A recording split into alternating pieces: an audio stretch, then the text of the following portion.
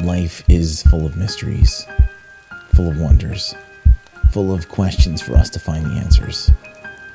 One of the greatest questions we ask is, why are we here? Some of us may never find that answer. Many find it out toward the end of it all. The point of this game of life is, find it now. Find it while you still have time to enjoy the answer. And that answer is different for each and every one of us. Life gets whatever meaning you give it. And if you feel like your purpose is chasing the dollar, go chase it. If it means having an outwardly successful life with a big title and fancy cars and shiny things, then go for it. If the meaning of life is finding the deepest, truest connection of love, then make that your focus. Whatever it is, honor that purpose and yourself by being fully present and immersed in it. Be honest and deliberate about what matters most to you in this life, and dedicate yourself fully to the things you know you can't live without.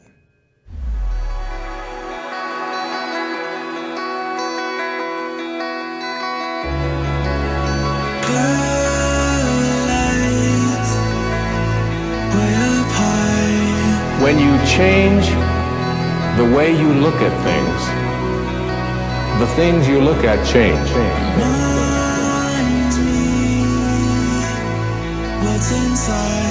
What exists, reality itself, is gorgeous. It is the plenum, the fullness of total joy. The universe is a celebration. It's a fireworks show to celebrate that existence is. Wowee. For those of us seeking a life of meaning and purpose, capturing fulfillment in every moment of now, seeking the truths of our reality so we can live this life to its fullest.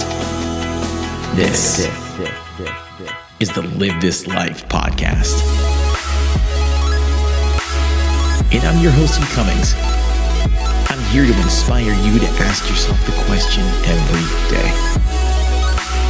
Are you living, or are you killing time?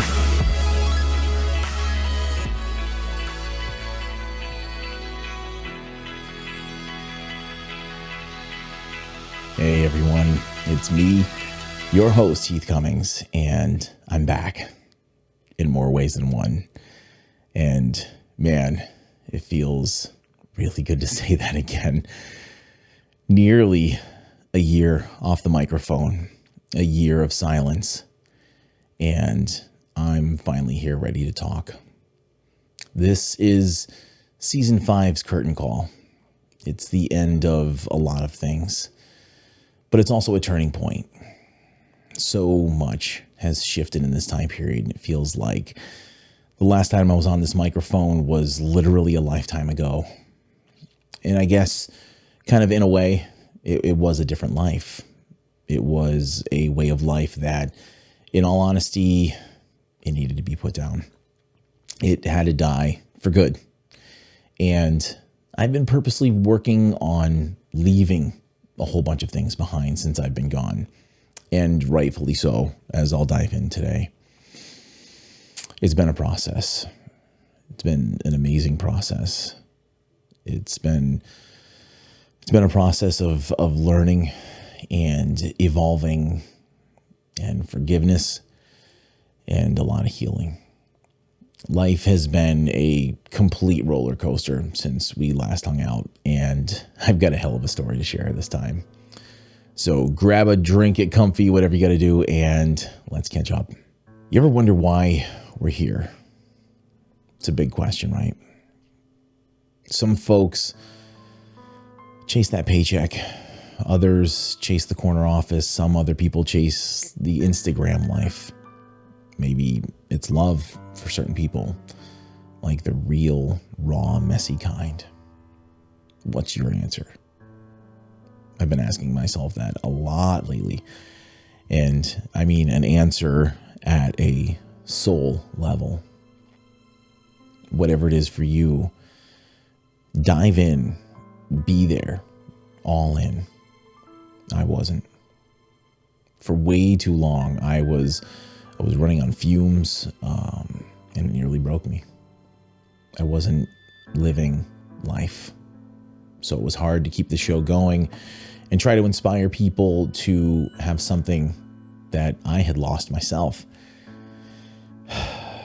It's maybe a coincidence that this is episode 143, because this entire story revolves around love, and 143 is a code for I love you, letter for I, one letter, LOVE 1 2 3 4, and you, YOU 1 2 3. Because this story really does circle around love in so many different forms, love for yourself, genuine love for another, and what that actually means. Love of the process of healing and self-discovery, and a love for life. So let me take you back to where all this stuff started to unravel. I'll recap where we last left off, since some of you have already heard this story in episode 141 and 140 and 141. In the spring of 2024, it was the April solar eclipse. And I had been feeling this itch for years, like something was brewing, that something was building up, and I could feel it ever since the 2017 eclipse, because at the time it had completely captivated me. I was in the midst of a conclusion of a huge stage of life that year as well, and became enthralled at the magnificence of the eclipse. And looking forward, there was another one that was going right over us in New England in 2024. So for 7 years, I was just really captivated by it and had totally planned to immerse myself into whatever was going to happen that day. And looking at the 7-year cycles of life, it seemed like, oh boy, there's going to be some sort of divine timing of something going on when that eclipse comes by.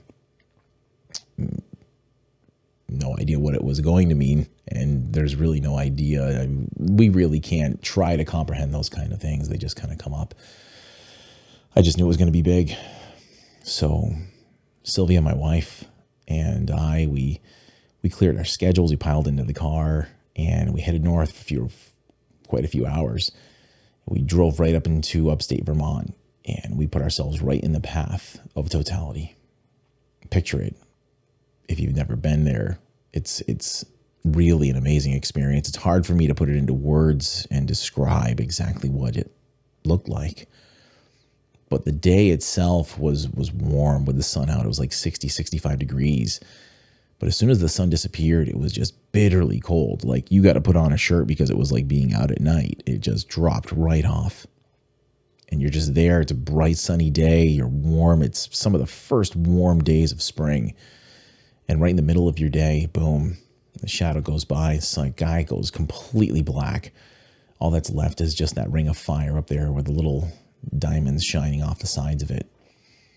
And we sat in this field just totally present and taken back by the entire day. We had an awesome time just laughing and enjoying the trip and the hours together, just her and I. It was magic. And it was just a day that I'll never forget. It was a break from the storm that I'd been living in. I remember the time, and it was a time where I was stressed out of my mind. I was snappy, I was overwhelmed, and I was barely holding it together for so many reasons.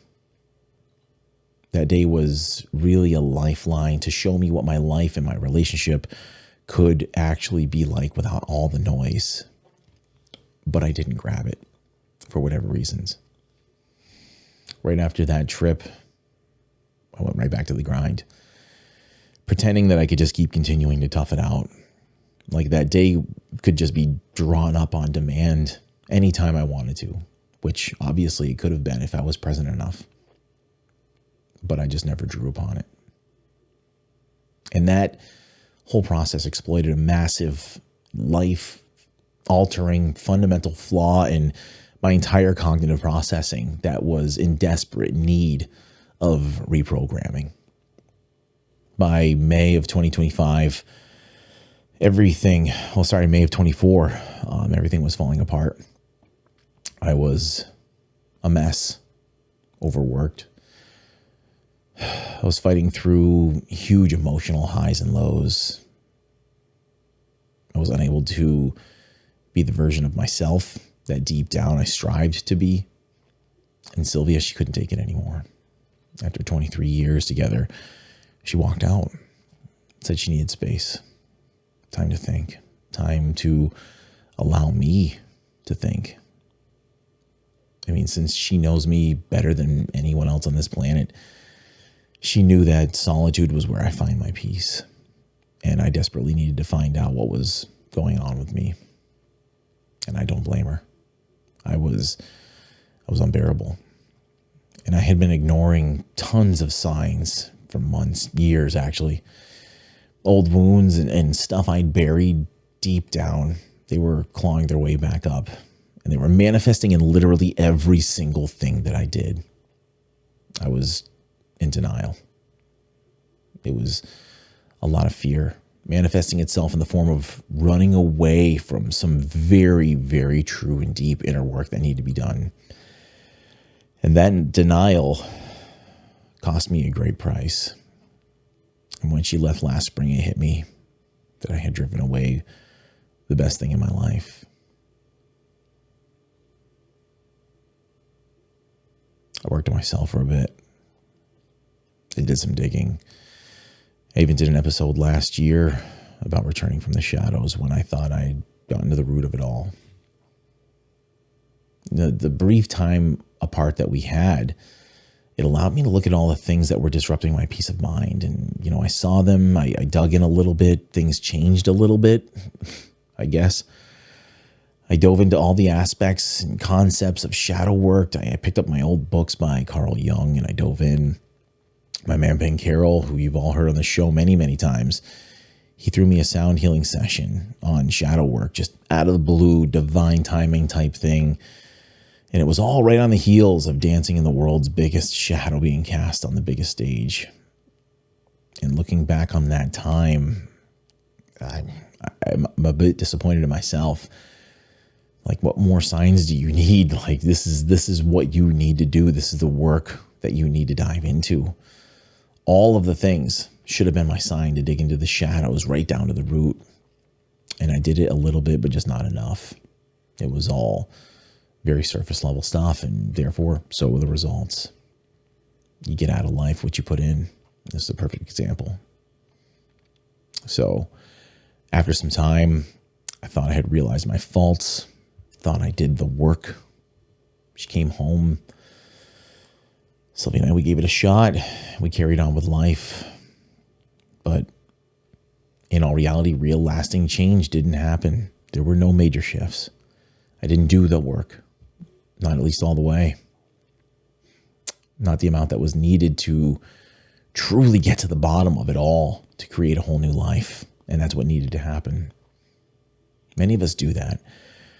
We dig in at a surface level into things, whether it's a dream we want to chase, a major shift in our life, whether it's to get fit or diet or whatever. We do something surface level. We dip our toes in and we get a taste of it and we see a little bit of improvement. And for some reason that satisfies the itch. We have to have something major, I guess, sometimes. Some of us, apparently I was one of them. We need something huge like a health scare, loss of love or something to slap us in the face so we change permanently. But it seems like sometimes if that sting of the slap in the face isn't strong enough, once that sting fades, so does the effort. And therefore we end up right back to square one. I saw the shadows. I didn't do the work though. I didn't actually understand what the work really was. I thought I did, but I didn't. The work wouldn't come until months later.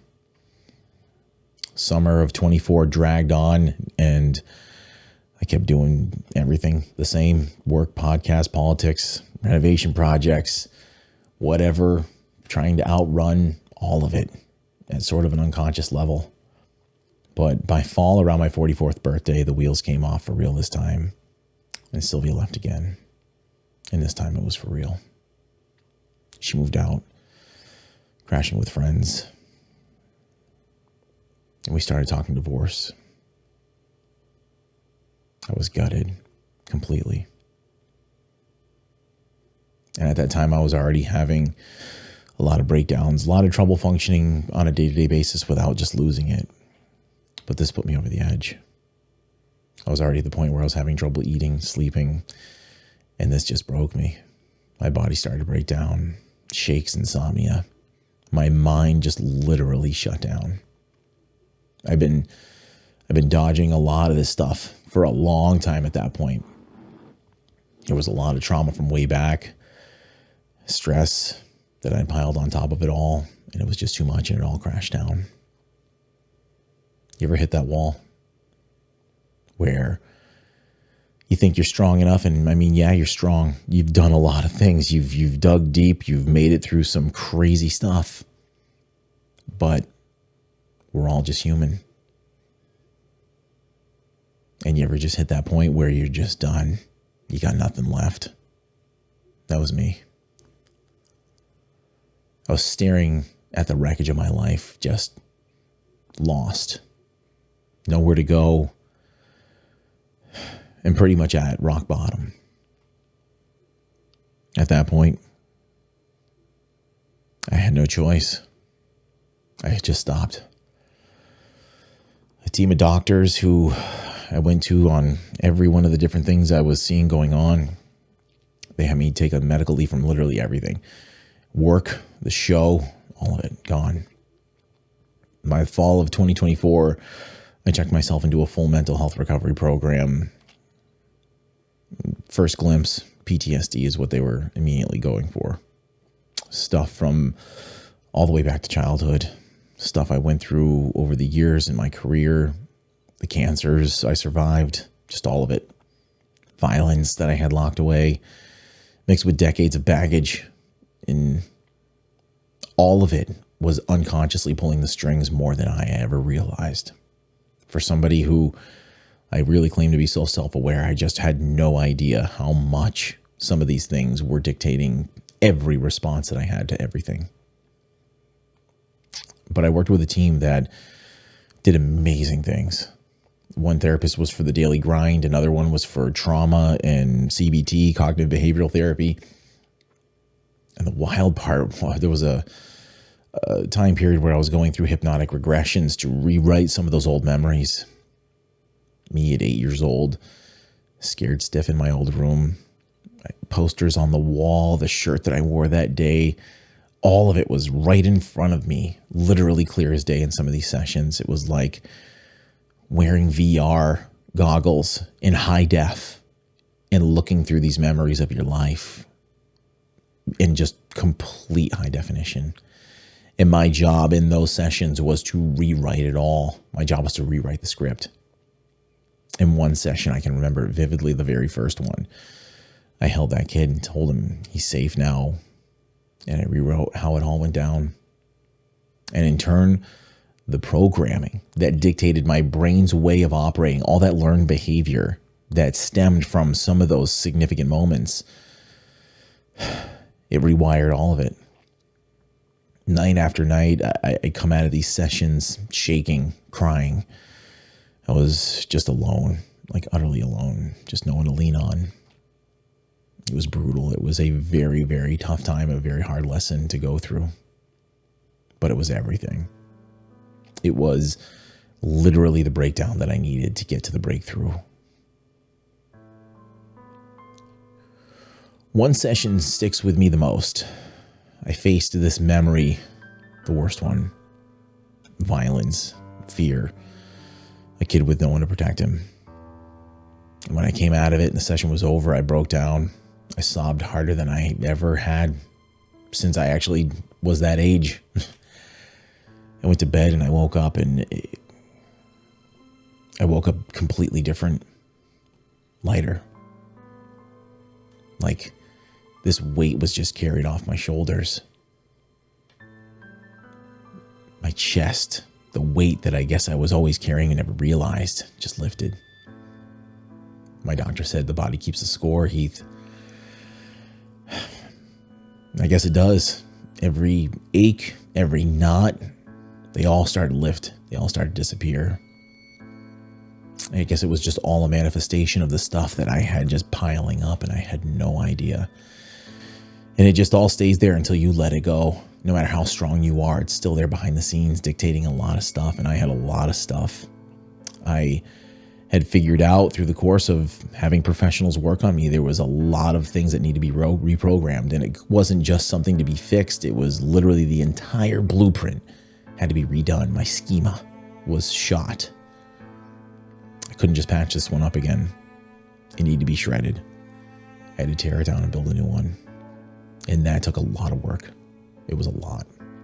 New habits, new ways of seeing the day and approaching every minute from the moment I put my feet on the floor until the moment I go to bed. Literally the hardest thing I've ever done. But at the same time, the best thing. It was hard. The grieving process, when it came to letting go of my marriage, it was real. Like any other type of grieving. It was raw, it was unavoidable. And I watched each stage pass. I was very aware of it as I was going through it. At that point, it was months in, and I realized there was no turning back. Things were going to be the way they were. So I sat with every one of those stages. They weren't unexpected, but they manifested in unpredictable ways. First one was the denial that it was even happening. Second was anger. How could this all be happening to me after all I've done, after all I've been through? Then bargaining, just if I gave it some sort of chance to change, learn some different things, could fix things and find ways to cope, and we could fix our problems. Somehow it would be different, like all the other times. Then the depression kicked in. And then finally, acceptance. It was after the acceptance stage where the true healing really started to begin. Because at that time, I was ready to do it for myself.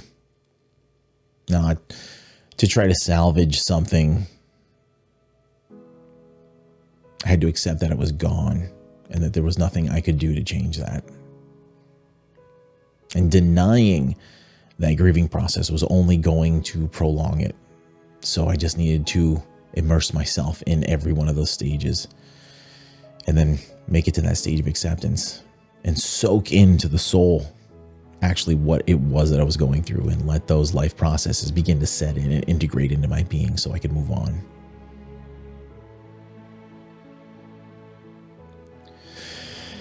Now here's where it gets good. Sylvia and me, we didn't hate each other. As a matter of fact, far from it. We both missed each other so much. But I was just not someone that anyone had wanted to be around. And the worst part about that was I had gone through this once before, over a decade ago. Very similar circumstance. Totally different set of circumstances. Same sort of script. And this time, we had just lost the road after everything that had gone on and everything that she had witnessed for nearly a quarter century. I had given her no faith, I guess, to believe it was going to ever change, that if anything, maybe it was going to get worse. And that's not a future I think that anybody would want to stick around for. And while I was healing, we stayed very much in contact. We co-parented our son, watched him kill it in his senior year of high school and football, and did amazing things. I'm just so proud of that kid. You have no idea. And we texted each other more than I think we ever even did when we were together. We ironed out a lot of things. Now that the walls were down from, our relationship, we weren't in the confines of that dynamic to dance around in anymore. And a lot of growth came from both of us in that, because of the raw and honest communication, admitting what went wrong, me taking radical accountability for all those things pretty much, because I was ultimately at fault for a majority of it. And then we started hanging out, civil at first, just checking in. I'd make dinner at our house since she had chosen to stay with friends, and me and my son remained in the home. And then it turned into grabbing food together like old friends. And obviously my healing process was allowing the more genuine version of me, sort of the one that they were having me roll myself back into, the young version. They had me pick a time in my life where I had the greatest time in my life. And it was about age 20, 21, right when Sylvia and I first got together. Things were great, carefree. It was just getting started in a career and had any damage from certain things hit me. And I was just like, that's the time frame I want to focus on. I want to get my mind back to that. I want to erase everything that's happened over the last 23 years and get myself back to who I was back then. Because that was the me that I was the most happy with. And it was starting to show. I think she was really starting to see it. I was having glimpses of that younger guy who didn't have so much baggage carried on his shoulders come out week to week. Every week that went by, I was digging deeper and deeper into the treatment and the healing and focusing on that destination I want to be. And I was sharing about the revelations that I had and the mistakes that I had made and sympathizing with her and letting her know that I don't blame her for how this ended up, and it's likely going to be the best because she deserves to be happy. A lot of revelations, a lot of honesty. And as time went on, we stopped talking so much about lawyers and counselors and more about what was in front of us each one of those times. Just enjoying the football games and the player dinners and stuff, and having interactions that were just friends, just good friends. And it was just an entirely new perspective. And the transformation just kept on going week to week, month to month. Slow at first, and then by leaps, it was palatable. I really noticed so much change in how I was just waking up every day. It didn't feel like a battle as I'm making my coffee in the morning. It wasn't, what am I going to do to get myself out of a depressive state? It was like, wow, I'm actually feeling pretty good today without having to hit the gym and have the caffeine kick in and whatever other things that I used as tools in my tool belt to get myself and my head above water. I was waking up above water, treading water, sailing, like I was feeling really good. And as the weeks went by, we just started, I guess, dating. We didn't call it that at first, but, I think maybe we were a little stubborn or scared, but ultimately we were. And there was one amazing weekend I had planned for a getaway. We were both in need of a break from life. Just the heaviness of it all was right before the holidays. And I didn't want it to be just anything romantic or anything like that. Just trying to be the best of friends we could be and just enjoying each other's company as much as we were. And having so much deep connection just in that platonic state. And, me understanding that the toxicity and the unhealthy approach to life that I was going in got in the way completely. And now that it was gone, it was like, well, this is fun. I was able to see it now and do it all since I was actually doing the work for real this time. We went to this huge casino in Connecticut to see our favorite Christmas movie, Christmas Vacation, with Chevy Chase. And he was actually there at the movie, which was crazy. He did a meet and greet after the whole thing. And we actually dressed up like Ellen and Clark from the movie. She looked phenomenal in her dress with the wreath brooch and everything. She went to the till with it all. It looked like a 10. And you should have seen me. I was in my Christmas hat with the bells on the side and a cardigan and a fake squirrel strapped to my shoulder like he had in the movie. It was just like a level of carefree that I hadn't had for many years. And it was literally just what we both needed at that time. And just something we never had, just pure presence and fun without something coming up, some kind of baggage, some kind of discussion or disagreement or something like that. It just, nothing else was there dictating the weekend other than just us spending great time together. And that weekend really saved us. It brought us back together in many ways. And just before Christmas, she started staying over and eventually moved back home. I couldn't be more grateful.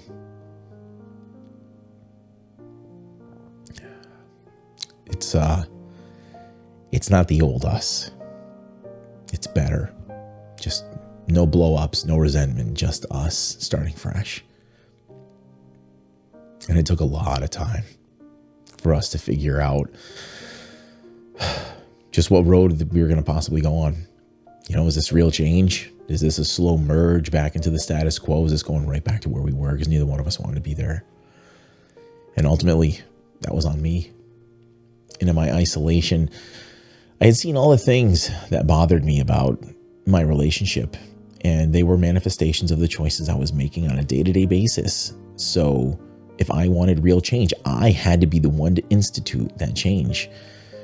And I'm happy to say that in the last 5 months, it's been better than ever. I feel like I got my brain back. I feel like I got my life back. A level of peace that I guess I hadn't experienced in over 2 decades. And I got the most important thing in my life back. And I couldn't be more grateful. I mean, picture this. 23 years together. A breakdown like that, and we're back stronger. She'd walked away from our situation to save herself. And in turn, it saved me. I don't know what else could have done it, to be honest, you guys. I'd been this guy who really wasn't enjoying anything. I was always grinding, always on edge. Now, I've got myself back. I can sit with her, laugh, actually be there. And her believing in this new me, it's huge. It's everything. And time heals. Still things that we talk about, but it literally is a completely different person. And the work, it was everything. It did everything. It brought her back because she's my everything. She's my rock. It always has been. Through the cancer scares, through the dark depths my life has been at times when I felt life was crumbling around me. Through all the dark times, she's the one who kept pushing me. She was my sunshine on the horizon, and now we're here building something real again. The work. It had to incorporate a ton of different aspects.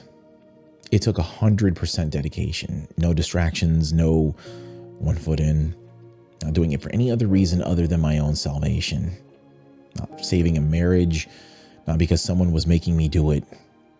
It was to get my life right so I could actually live this life. And to get there, I had to let a lot of things go. Shadow work was just one aspect of it. Integrating the subconscious mind with the conscious mind to evaluate who I actually was. That whole process, I had to shed the shell of who I was and emerge from that into whatever I was going to be. That process, that emergence. It's been incredible to see what happens as I recover and go into these different life circumstances from a whole different operating mode. It's incredible. Throughout the entire recovery process, I discovered this band, Sleep Token, who happens to be my absolute new favorite at the moment right now. And so many songs from them spoke to me during that time. Ascensionism was just one of the biggest ones because it was just like everything was a path of ascension that I was on. This accelerated, just huge push forward. Dark Signs was another one, but their new one that just came out in early 2025 called Emergence is the one that prompted me to really look inward and wrap up this period of introspection and growth and decide that, like, yes, it is time. You've done a lot of work and you can feel comfortable now that it is time to step back out in the spotlight. Because I had to be honest, I wasn't sure if this was superficial, and I was scared that it was like, okay, am I just going to relapse? Am I going to have a backslide? Am I going to get back into the old patterns?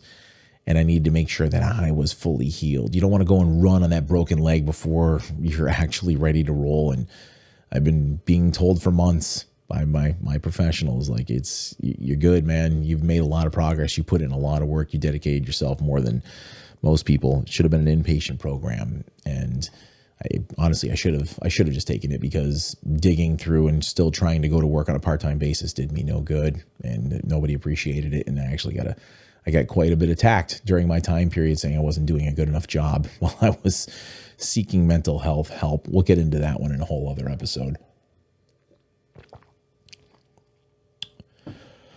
But stepping out into the spotlight and getting that nudge to emerge made me realize, like, yes, I'm at a point where I feel like I'm confident enough that I can step back out. And seeing the end of all the therapy in sight and springtime coming around and spring being a period of rebirth and growth after a long hibernation of winter, I took it as a sign of my own emergence. I had to come out. And as I sat there on the day of the spring equinox, as I usually do, I take that day off as time to gain spiritual balance. That's one of my sort of religious holidays, if you even want to call it that. It's a spiritual holiday for me. And what came to me in that message was that it was time to emerge, that seasons change, and so do the season of life. And the next season of my life is unfolding, and it was time to come out and embrace it. It's been really, really hard being away from the show with really no explanation. Everything broke down so fast. And this show from the start has just been such a quick and sharp rise to the top. It just hit these global charts, and just walking away cold turkey with no explanation was very difficult for me. It might not have been the best thing for the show, but it was the best thing for me in my life at the time. And it was right there at the perfect time for me to make the shift. It just had to end. It just had to be a bookmark for a short time period. And I honestly didn't know if I was ever going to be back, if my life circumstances didn't pan out appropriately for me to continue the podcast. That's the way it was going to go. But luckily, I don't think it's going to work out that way. But it was one of the first times in my life that I was actually doing what was good for me in my life and not everyone else. It was hard because I kept on thinking like, man, I got to keep this going. But no, I got to do what's best for me. And it had to happen. And I felt a sense of peace and calm after making that decision and going that route. And in all honesty, it was, I think, the only way that this show could have actually continued to go on, at least successfully, at a level of a healthy version of me, and coexisting with a show that was actually thriving and doing well and not having huge hiatuses all the time because of overwhelm and just everything else. The breakdown needed to happen to recollect everything. So here's the deal, you guys. I had to put my oxygen mask on first. You always hear that cliche saying of taking care of yourself first, but it took me way too long to embody that. I've known it for years. I've spoken, but I didn't do it. But it had to be done. There were a lot of people reaching out to me at that time, people checking in on me, going through their own stuff, and I had to push everybody away. I had to make sure I put on my own mask first and that I was good, and be absolutely confident that I was actually good. And I knew that with the right work that I could overcome this. I never had a doubt in my mind that I couldn't be better. I didn't know how life would turn out afterwards, and I definitely had given up hope that my marriage was ever going to continue. It was a complete acceptance that life was just going to be what it was, and I had to pick up the pieces and move forward with the best possible mindset that I could muster up and pick myself up and move on from there. I knew that the tide was going to come back in at some point, and I just trusted the process and let go.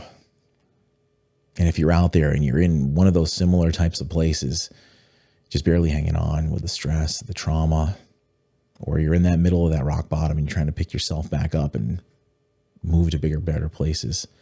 Maybe it won't work out for me. Maybe your marriage did fall apart. Maybe something diverged in your life from the path that you were on.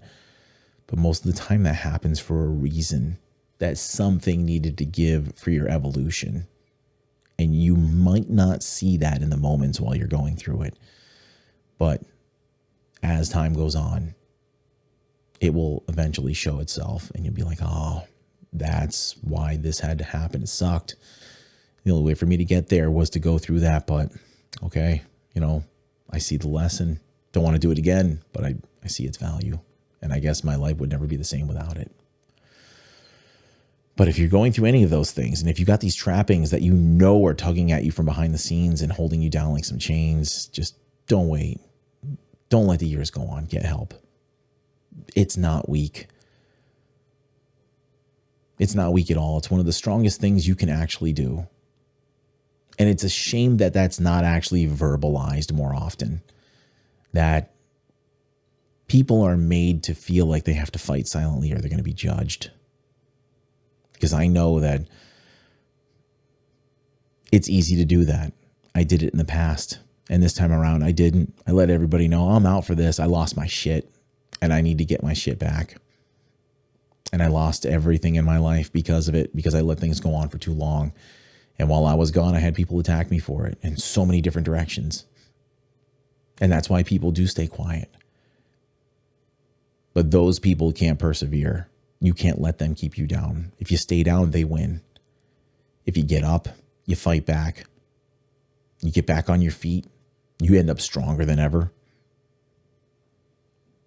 They're going to hate it.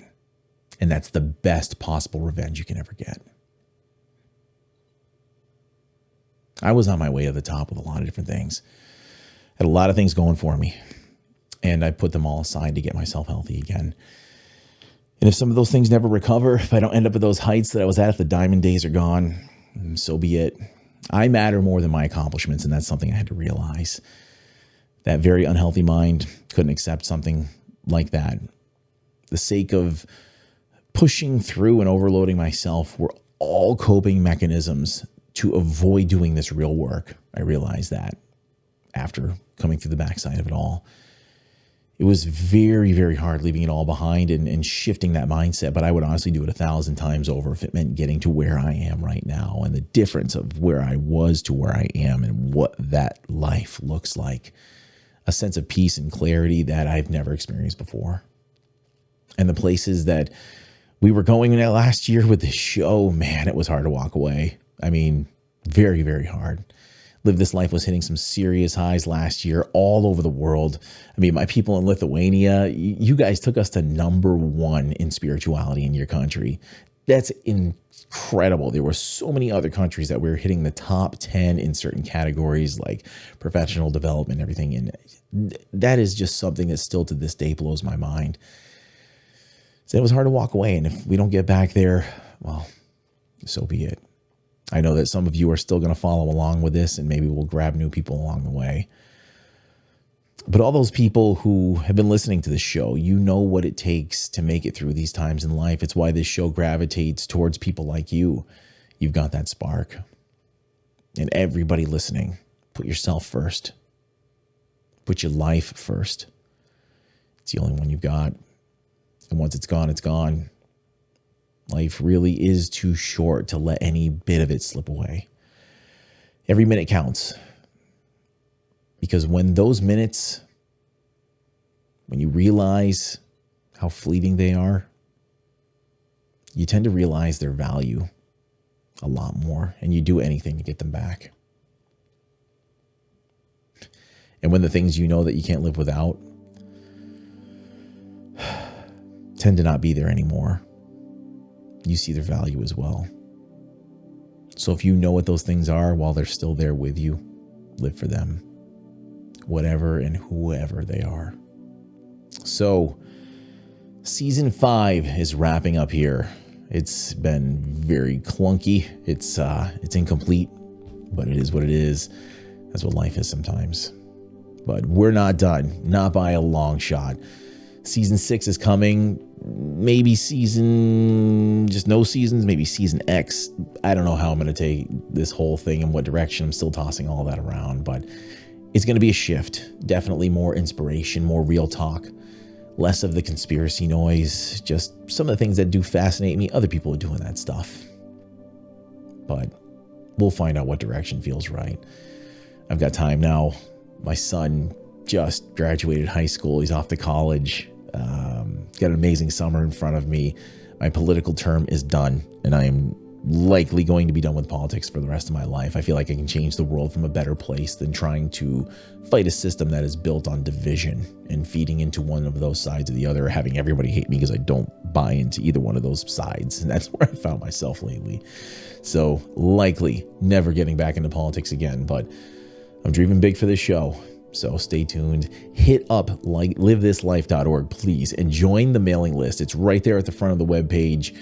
I've got exclusive video clips that are going to be coming to people who are it's only going to be available to those on the mailing list.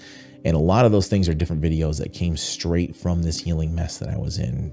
And it's videos that are just very raw, short 5 to 10 minute clips of things I would have in the revelations of the days, these 8 to 10 hour days that I was just spending and taking a break to walk in the woods between sessions and coming up with different things and a lot of revelations and stuff that maybe won't make the way of the podcast, but are better set for just the raw emotions that came out in those videos at those times. And also the merch shop is dropping this year. I've been working a lot on that, and those things are going to be coming to the website very soon, and exclusive deals will be coming out for the people who are on the mailing list. So sign up for that list. Thanks for being here, you all. It really wasn't the guy that I preached about on this microphone a lot of the time. I had a lot of masks on. It took me a long time to get here, and I'll tell you what, I'm not going back. I'm not leaving this time. And I'm going through this healing process still, and I think we all are, no matter what stage we're in. I'm right there with you guys. Everybody goes through the stuff. Those who don't are either lying or in denial, so don't let anybody say they're not. Just some of us are more raw about it than others. And it's a process. It's a long process. It's a long game. And you have to be patient and give yourself patience and grace. And we're on this ride until we die. It's never really over. Enlightenment isn't some place you arrive to. Ascension isn't, it doesn't have an end destination or anything. There's not an end point. It is a constant process. So be patient with yourself in that process and get all you can out of all those experiences, good or bad. Be in your moments. Chase what lights you up. Give yourself a break when you stumble. And when you fall forward. Get up. And 143. I love you all. We'll see you next season.